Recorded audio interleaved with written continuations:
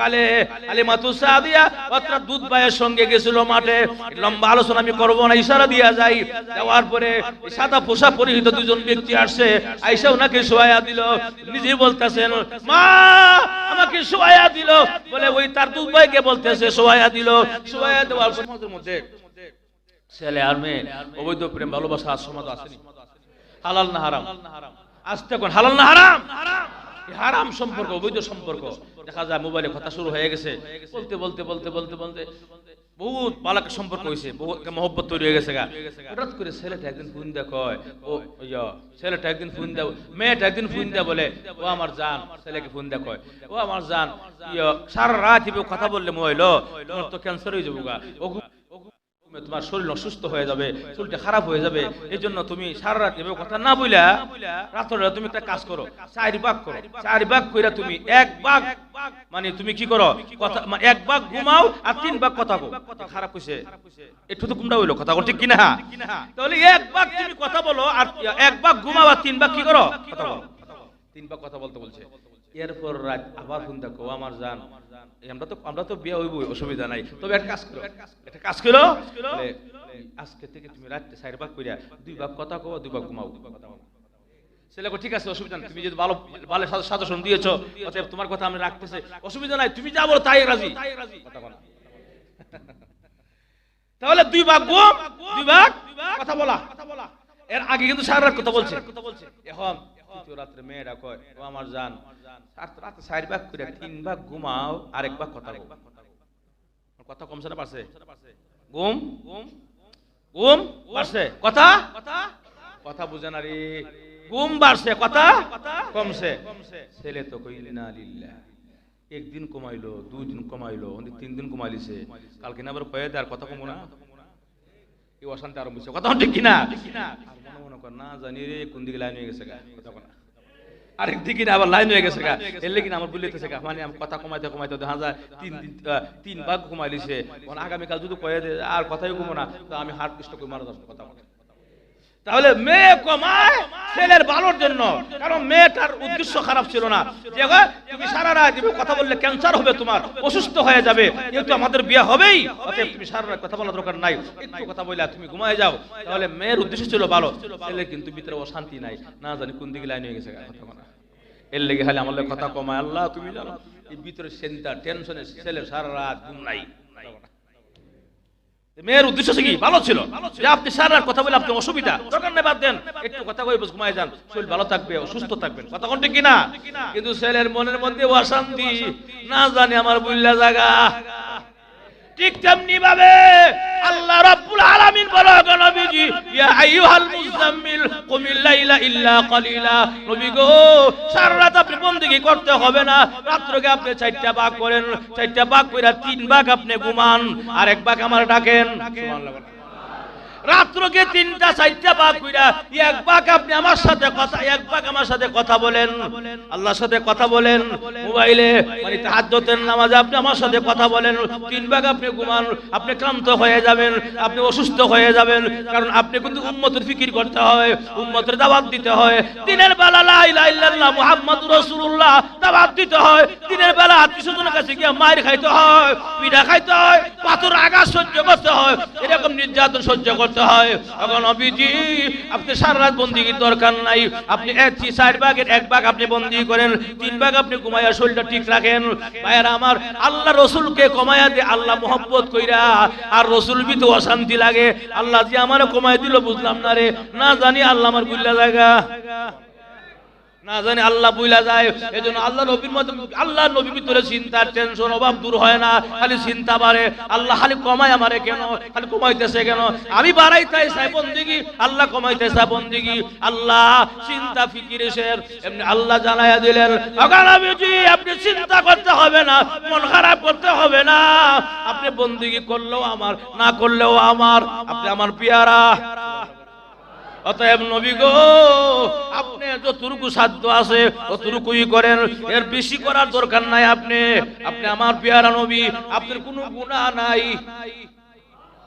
আস্তে কয় আমরা আহলে সুন্নাত ওয়াল জামাতের বিশ্বাস হলো আমরা নবীর কোনো গুনাহ আগেও নাই গুনাহ, পরেও নাই গুনাহ, এটা আমাদের বিশ্বাস আহলে সুন্নাত ওয়াল জামাতের। আমরা নবীর আগেও নাই কোনো গুনাহ, পরেও নাই কোনো গুনাহ। নবী যখন নবী হয় নাই, অর্থাৎ যখন রাসূল তখনও নবুয়ত পায় নাই, 40টা বছর পর্যন্ত আল আমিন ছিল, তখন নবীর একটা গুনাহ করেন নাই স্বইচ্ছায়, সুবহানাল্লাহ।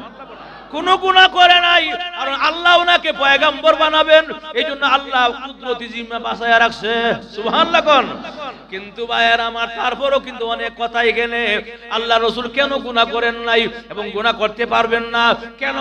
বলে আল্লাহ রাসূলকে কয়েকবার সিনা ছাক হয়েছে। সিনা ছাক বুঝেন আপনারা?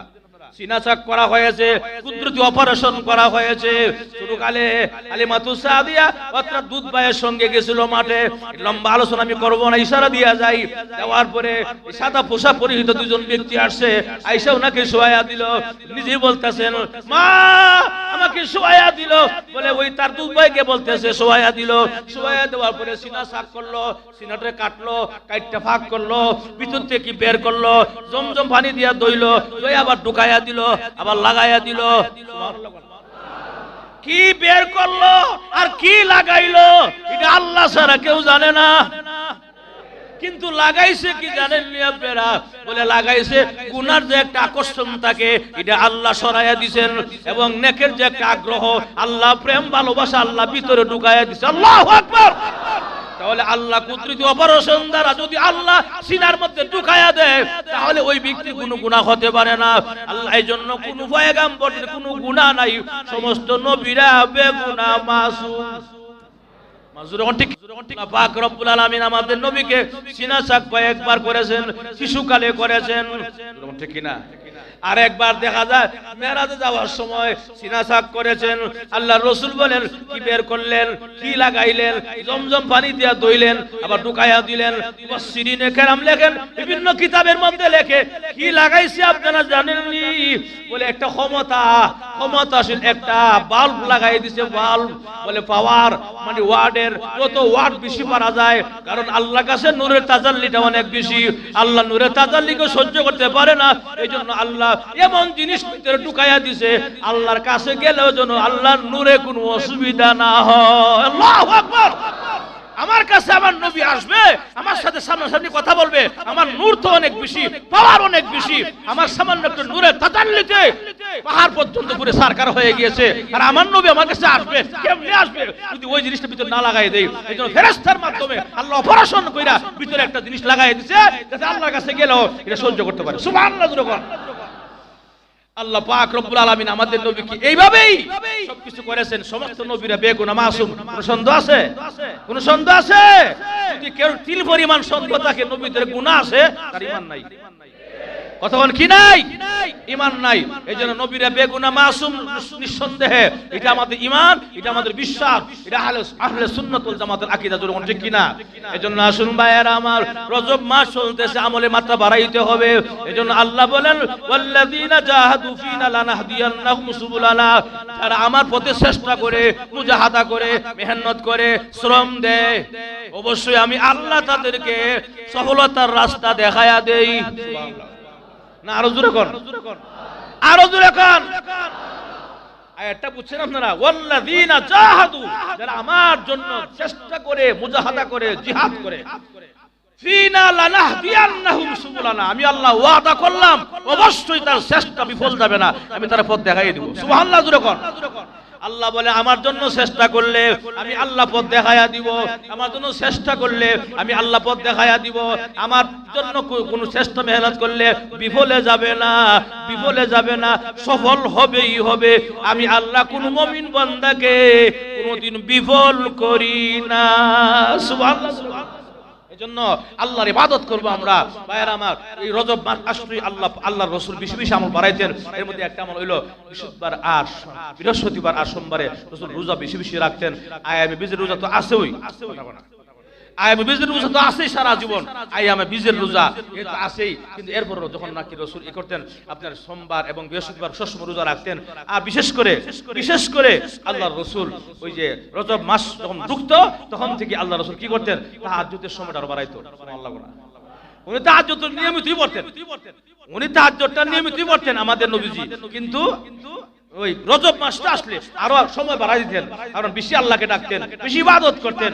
একদম কেমন যেন মনে হয় গামছা কোমরে মাঝের মধ্যে বেঁধে আল্লাহর বন্দেগীতে লাগছে। সুবহানাল্লাহ।